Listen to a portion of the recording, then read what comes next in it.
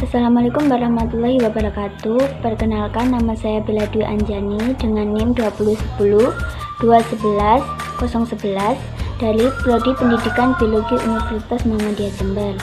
Di sini saya akan menjelaskan tentang Undang-Undang Dasar 1945 dan batang tubuh Undang-Undang Dasar 1945.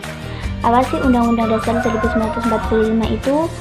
Hal yang akan saya bahas adalah arti Undang-Undang 1945, yang kedua UU tertulis dan tidak tertulis, yang ketiga batang tubuh UUD 1945, dan yang keempat isi batang tubuh UUD 1945. Arti Undang-Undang Dasar 1945.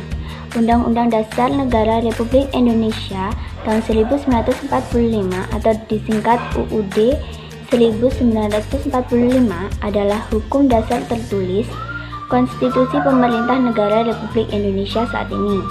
UUD 1945 disahkan sebagai Undang-Undang Dasar Negara oleh PPKI pada tanggal 18 Agustus 1945. Sejak tanggal 27 Desember 1949 di Indonesia berlaku konstitusi KRIS, dan sejak tanggal 17 Agustus 1950 di Indonesia berlaku UUDS 1950. Dekret Presiden 5 Juli 1959 kembali memberlakukan UUD 1945 dengan dikukuhkan secara aklamasi oleh DPR pada tanggal 22 Juni 1959. Pada kurun waktu tahun 1999 sampai 2000, UUD 1945 mengalami 4 kali perubahan amandemen yang mengubah susunan lembaga-lembaga dalam sistem ketatanegaraan Republik Indonesia. UU tertulis dan tidak tertulis.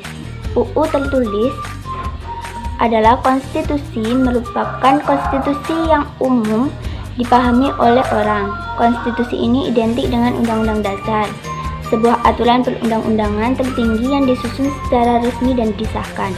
Contoh undang-undang tertulis adalah UUD 1945, UUD RIS, UUD sementara, UUD 1945 hasil amandemen. Undang-undang tidak tertulis. Hukum tidak tertulis merupakan hukum yang hidup atau berjalan dan tumbuh dalam kehidupan masyarakat atau adat atau dalam praktik ketatanegaraan. Contoh, adat istiadat, norma, dekret presiden, musyawarah untuk mufakat, dan pidato presiden. Batang tubuh Undang-Undang Dasar 1945. Batang tubuh Undang-Undang 1945 terdiri dari 16 bab, 37 pasal, 4 pasal aturan peralihan, dan 2 ayat aturan tambahan. Batang tubuh berisi 2 bagian pokok, yaitu sistem pemerintah negara Indonesia dan hubungan negara dengan warga negara dan penduduk Indonesia. Batang tubuh UUD 1945 adalah peraturan negara yang memuat atau berisikan ketentuan pokok yang menjadi salah satu dari sumber perundang-undangan lainnya, kemudian dikeluarkan oleh negara itu sendiri. Isi batang tubuh Undang-Undang Dasar 1945. Bab 1 yaitu bentuk dan kedaulatan negara, pasal 1. Bab 2 Majelis Permusyawaratan Rakyat, pasal 2 dan 3. Bab 3 Kekuasaan Pemerintah Negara, pasal 4, 5, 6, 6A, 7, 7A, 7C, 8, dan 15. Bab 4 yaitu Dewan Pertimbangan Agung atau DPA, pasal 16.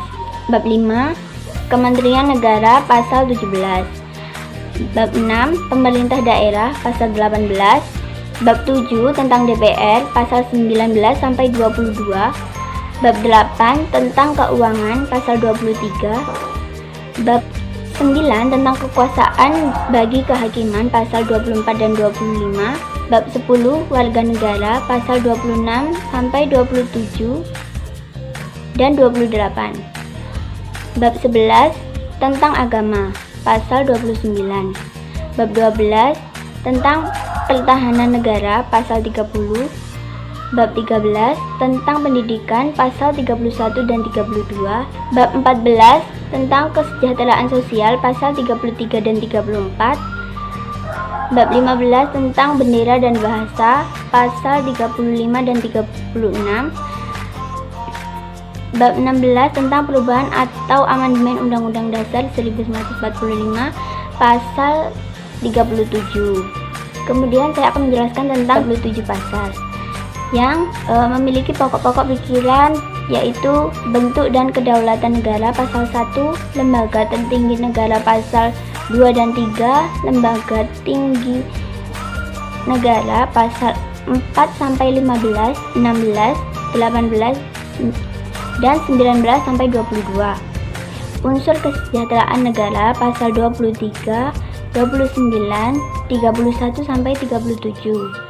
Unsur pemerintahan negara pasal 17 dan 24, 25, 21, 26 sampai 28 dan 30. 4 pasal aturan peralihan. Pasal 1, PPKI mengatur dan menyelenggarakan kepindahan pemerintah kepada pemerintah Indonesia. Pasal 2, seluruh badan negara dan peraturan yang masih berlaku selama belum diadakan yang baru menurut undang-undang ini. Pasal 3, untuk pertama kali presiden dan wakil presiden dipilih oleh PPKI. Pasal 4, sebelum MPR dan DPR dibentuk, menurut Undang-Undang Dasar ini segala kekuasaan dilaksanakan presiden dengan dibantu oleh Komite Nasional. Ayat aturan tambahan. Ayat 1, dalam 6 bulan setelah berakhirnya peperangan Asia Timur Raya, Presiden Indonesia mengatur serta menyelenggarakan segala hal yang ditetapkan oleh Undang-Undang Dasar ini. Ayat 2, dalam 6 bulan setelah Majelis Permusyawaratan Rakyat atau MPR dibentuk, majelis tersebut bersidang dengan tujuan menetapkan Undang-Undang Dasar.